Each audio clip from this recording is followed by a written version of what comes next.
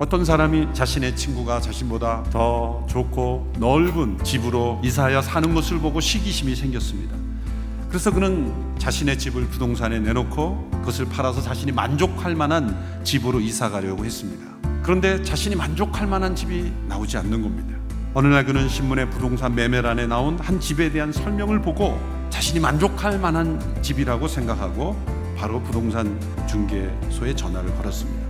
오늘 그 신문에 난 바로 그 집을 내가 사고 싶습니다. 바로 그 집이 내가 찾던 바로 그 집입니다. 이 집을 빨리 살 수 있도록 해주십시오.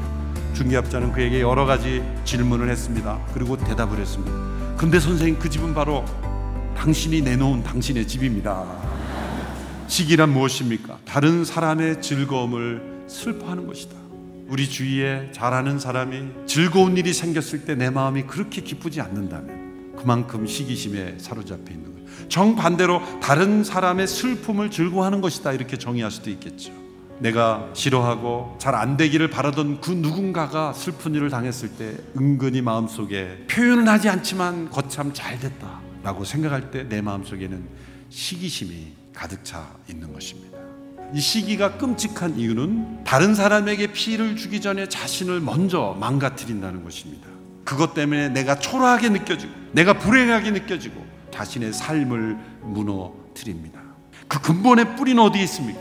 모든 사람이 평등하다고 말씀하시는 하나님이 실제로 보면 내가 보기에는 평등하지 않다라고 생각하면서 하나님께 반항하는 것입니다. 하나님께 분노하는 것입니다. 하나님은 결코 우리에게 주시지 않은 것을 가지고 요구하지 않고 너는 왜 그런 성취를 못했느냐고 책망하시는 분이 아니기에 하나님은 분명 우리 모두를 평등하게 대하시는 것입니다. 어떻게 하면 이 무서운 시기심에 빠지지 않을 수 있을까? 첫째로 무조건 회개하는 것입니다. 우리 마음속에 들어온 작은 시기심, 누군가의 즐거움을 함께 즐거워하지 못한다면 내 안에 시기심이 들어와 있구나. 그것을 끊임없이 회개해야 합니다. 둘째로 비교의식을 내려놓고 창조의식을 가지는 것입니다. 그것은 우리의 비교 대상은 오직 예수 그리스도 그분뿐이다. 예수 그리스도 그분의 인격과 삶, 그것이 나의 비교 대상이 되어야 합니다. 그분만을 나의 거울로 놓고 끊임없이 그분 앞에서 나의 삶을 되돌아봐야 합니다. 셋째로 하나님께서 다른 사람을 축복하실 때 그것을 기뻐하며 받아들이는 것입니다. 하나님, 이 사람을 축복하심을 감사합니다. 이를 통해서 영광 받으시옵소서. 축복하고 나갈 때 사단은 우리의 마음속에 시기심을 넣지 못할 것입니다. 그분의 십자가에 나의 시기심을 내어 드리십시오.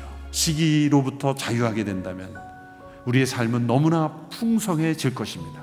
더 많은 것을 가지지 않아도 나는 풍요로운 삶이 될 것입니다. 시기로부터 자유하게 되는 은혜가 있게 되기를 주님의 이름으로 축원합니다.